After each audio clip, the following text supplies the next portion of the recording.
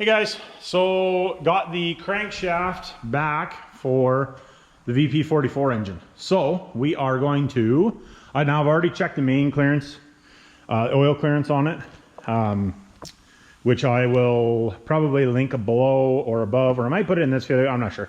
I did a separate video on doing that. But anyways, so I got all the journals all loose, or all the caps all loose, sorry. I'm going to pull them off. We're going to give the crankshaft a quick clean, and then we are going to put the baby in here. So stick with me and we'll put this thing in there. All right.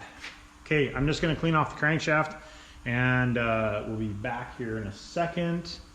I'm just, you guys don't really need to watch me do that. I'm just going to grab some brake clean in the air blower and blow it off. It's been ground.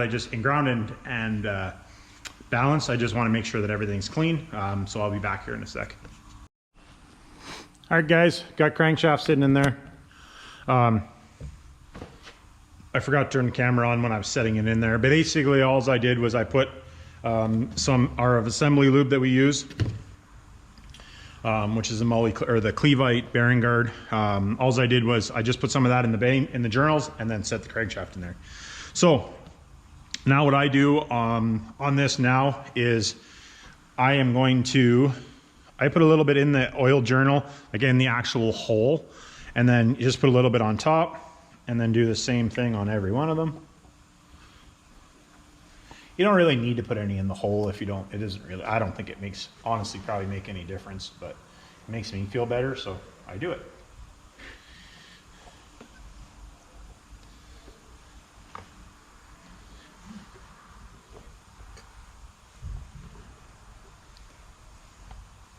All right, so I have already oiled all the holes and everything or all the bolts, so you don't need to add more oil to them. As long as you got a little oil on the top, you can just put all your caps back on, main caps back on. Like I said, all I do is just give them a little wiggle, get them on there, get them started. And you can kind of feel the dowel go into the hole, so not really rocket science, I don't think. No, this one, I think it was this one. This one was a little bit tight to go on the first time. Sometimes you will get them and they're a little bit tighter to get on. You just gotta be conscious of what's going on when you're doing it, because you wanna make sure these sit properly and make sure you got them in the right order. So if you don't, you can have a bad day, and you don't want to have a bad day, obviously. Some for you guys while I'm doing this and don't really have anything to say. Question for you guys. I know that I've asked, I got probably 100 sheets full of stuff that I want to do for you guys. Just, it's all in good time, all in due time, because, you only got so many hours in the day. I'm no different than anybody else. Kind of the same idea as far as that goes. For time is the hard one. But question that I have is, would you guys like to see like Rich at Boss to Garage, or Rich at Da Boss Garage, so I should say it right.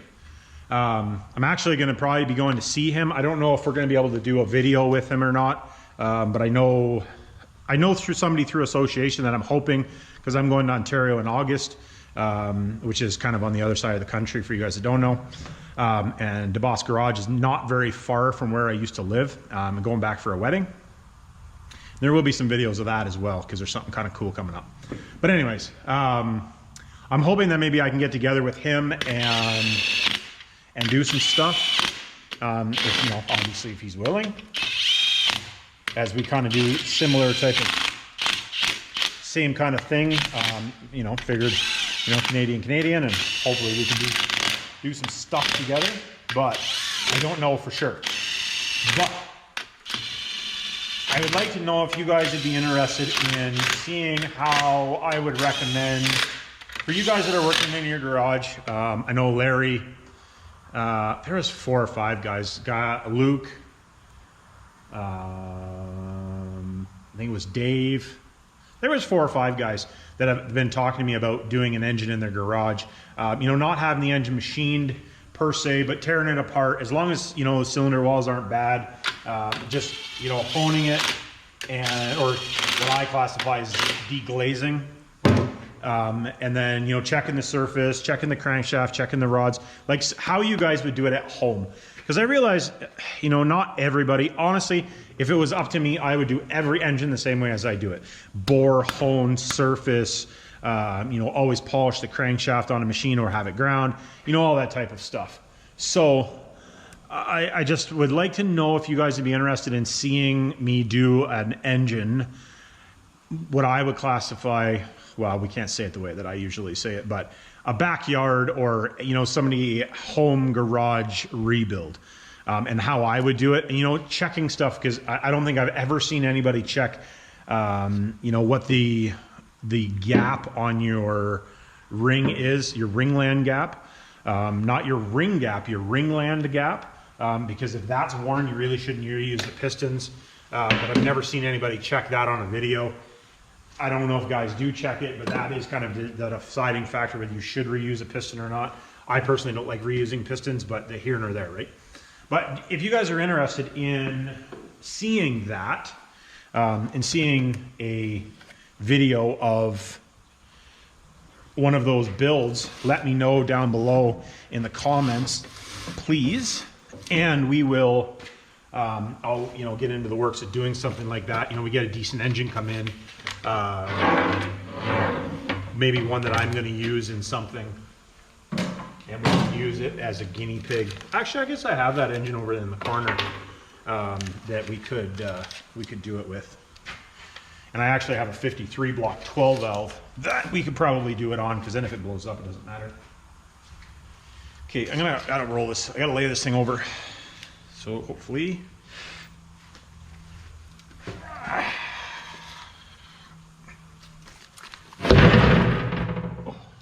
Okay. Guess I gotta get up the side here. So I'm gonna torque the mains like this so it doesn't move around on us. But yeah, anyways, let me know in the comments what you guys think.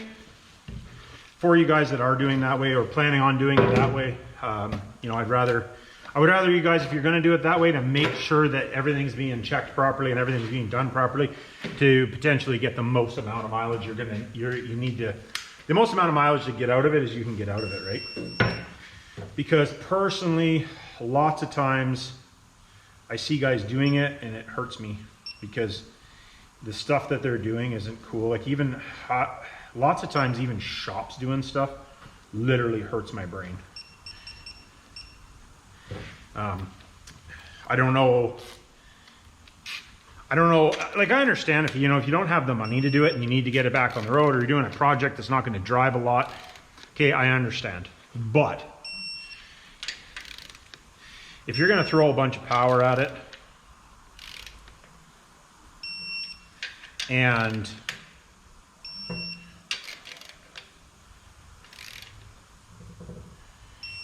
I personally would just spend the money and be done with it. So anyways, what I'm going to do is I'm going to throw it, well, it's not, throw this into high speed mode, and I'm going to get these torqued pretty quick, and then we'll come back and we're going to, we ended up getting 3 of the wrong connecting rod bearings. So I only have 3 bearings for it. So what I'm going to do is I'm going to put one connecting rod, piston, and all that stuff together. We've already checked the ring gaps on this engine as when we were waiting for parts. So, and I've already showed how to do that, but I can quickly show how to do it. I'll quickly show how to do it on one. But anyways, I'm going to throw this into time lapse, and then I'll come back to you guys when I get this torqued and when we're getting ready to look at piston and that stuff.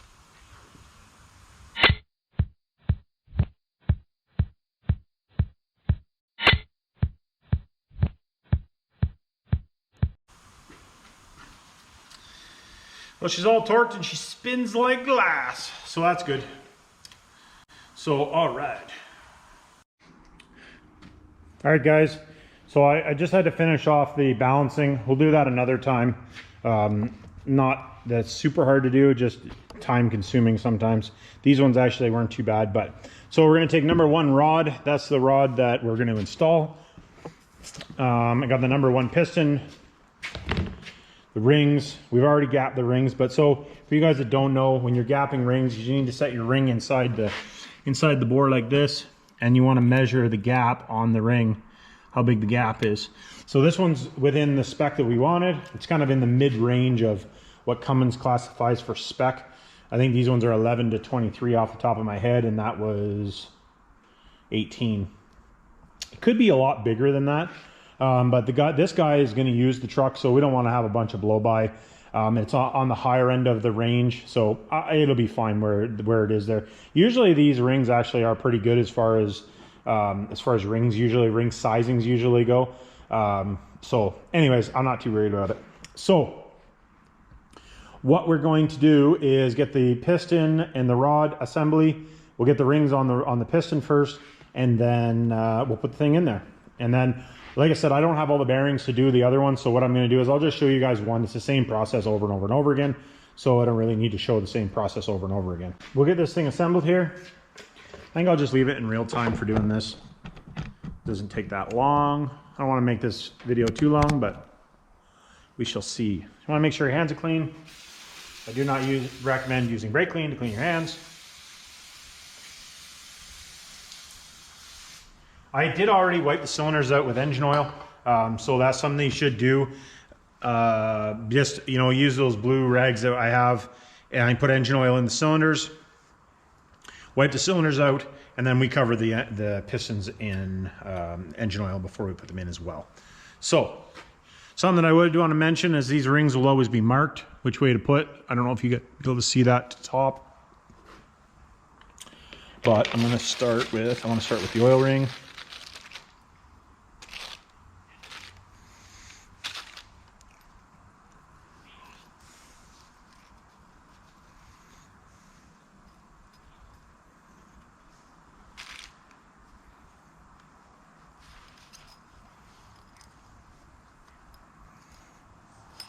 And you want to make sure where your brake and your oil ring is opposite to the brake and the spring in your oil ring. Because if it's not, then you will use oil. And if it gets caught in there, it'll actually break the oil ring too. So they don't seem to migrate. So when you get it in there, it gets in there, it stays in there. So, and then, I'll drop the piston on the floor here. There again, number 2 ring or second ring down is going to be marked top. There is actually a tool for doing this. I usually just do it with my fingers, which is really hard on your fingers. I don't recommend doing it that way.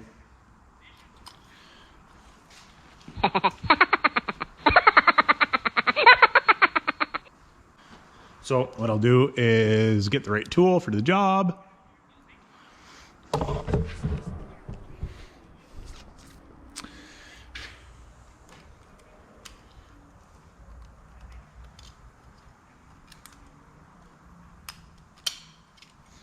Because it is hard on your fingers.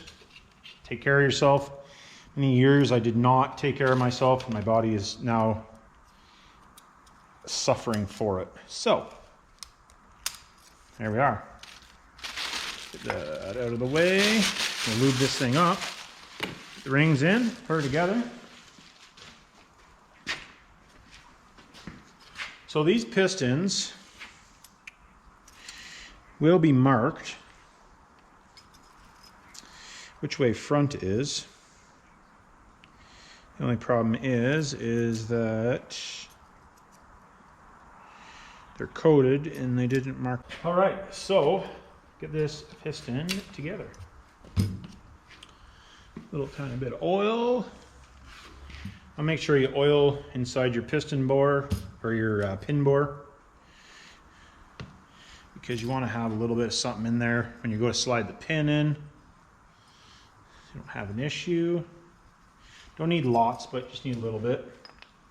It's because sometimes these pins, especially after they've been coated, sometimes the pins are a bit of a pain to get in. So we're front of engine is going to be like this, and then these ones, oh, I just want to make sure, I already cleaned it, but I just want to make sure that it's being clean.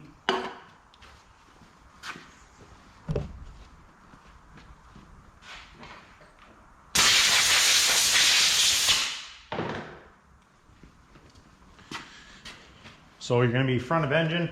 I just know which way they go because I've done it a bunch of times. Blind hold the camshaft, so C towards camshaft like that, basically. So it's going to be facing the camshaft. There's camshafts on the bottom.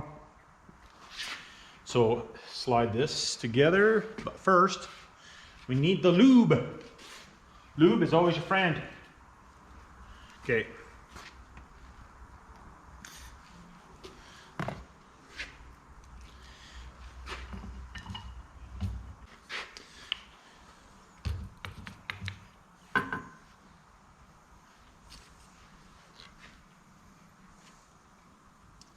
Putting your clips in, I don't know if it makes a difference. I just put the heavy end down and make sure you get the clip in there, but I put the heavy end down on it so that, you know, it's not going to rotate around. I don't know. I've seen them, they kind of rotate wherever they want, but it makes me feel better to put them that way. So I put them that way. And guess what we do? Pull this off. These rods we already have checked. I've done that a couple times. I probably will do a separate video of that at some point, just so that you guys that haven't watched the rebuild series, if you watch the rebuild series, I show all of it in already. But for you guys that haven't watched it, I'll do that. And then for you guys that are new, so get your bearing in there. The bearing's pretty easy to roll in. Just make sure it's sitting in there flat. Do the same thing on both sides, just get your tang. What I do is I just get the tang sitting in there like that. Get it sitting in there, come on. Sitting in there, and then I just roll it back and forth a little bit. Make sure it's flat. Set this up out of our way. I'll lube that, pre-lube that. You don't have to worry about it, and then pre-lube that one as well. This stuff's pretty sticky, so it stays on quite well. So, got the piston. Blind hold the camshaft, and then what we'll do is give this some oil.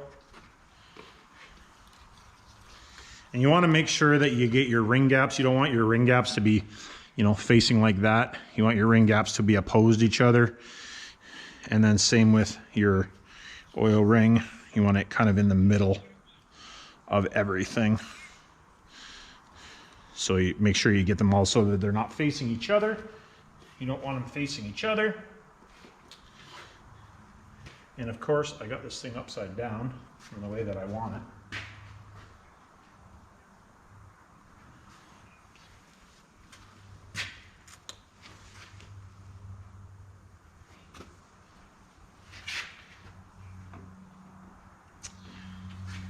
All right, guys, hold on a minute. Really, I like the engine sitting the other way, but I don't feel like flipping it over just to do one rod. I personally like it so that when you put the rod in, that the rod is like this, sitting on top of the cylinder wall, because then it won't scratch the cylinder wall. But there is tricks of the trade here. If you have it sitting that way, just set it on top of a piece of cardboard. Get the rod sitting in there, and then you can just glide it on the cardboard. Obviously, not really too hard, but for you guys that have never done it before, you want to make sure that you don't scratch cylinder wall with the rod, because I see lots of guys do it and then we have to fix it for them. So that's just an easy way to not do it. Personally, you just roll the engine the opposite way, and I wasn't thinking that when I rolled it the first time. If I would have, then I would have been laughing. And then obviously just make sure that you take the piece of paper out of there.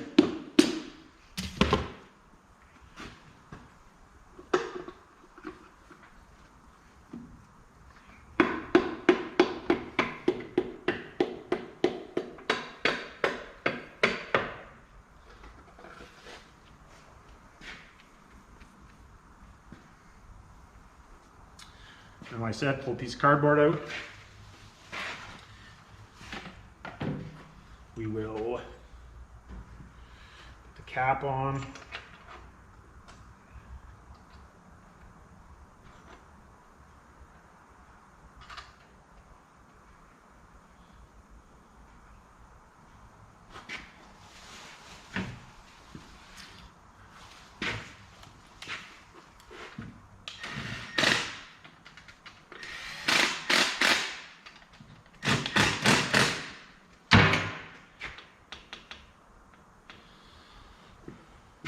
And that's all there is to putting pistons in. Obviously got to torque it. We will torque it. So I'm not sure if I will be putting the rest of the engine together. And I always like to make sure that if I put a bolt in and I'm not 100% sure that I'm the one that's like, if I put a bolt in, I like to just do it and it be torqued, because then I don't have to. So that's the reason that lots of times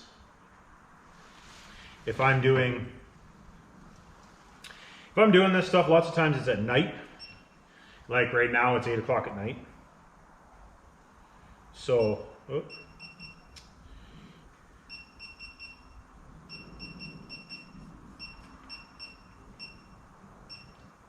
so we are going to be, torque on this is 22, 44, 60.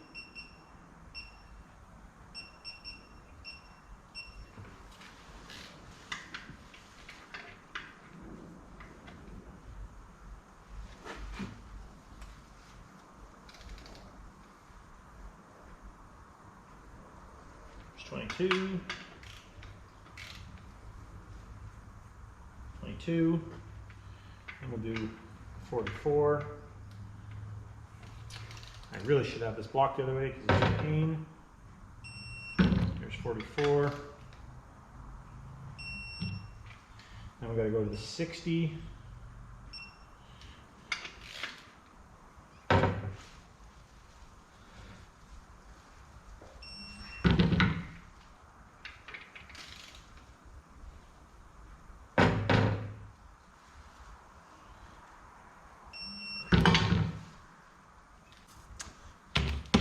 And there we are, guys. So that's putting piston in. Like I said, you just got to do the same thing over and over and over again. It's not really very hard. I guess if you've done it lots of times, it's not very hard. It's not rocket science. It's like not rocket science like I usually say. But just for you guys that have never done it, that's the process of doing it. Questions, comments, hit me down below, and catch you on the next one. Thanks for watching.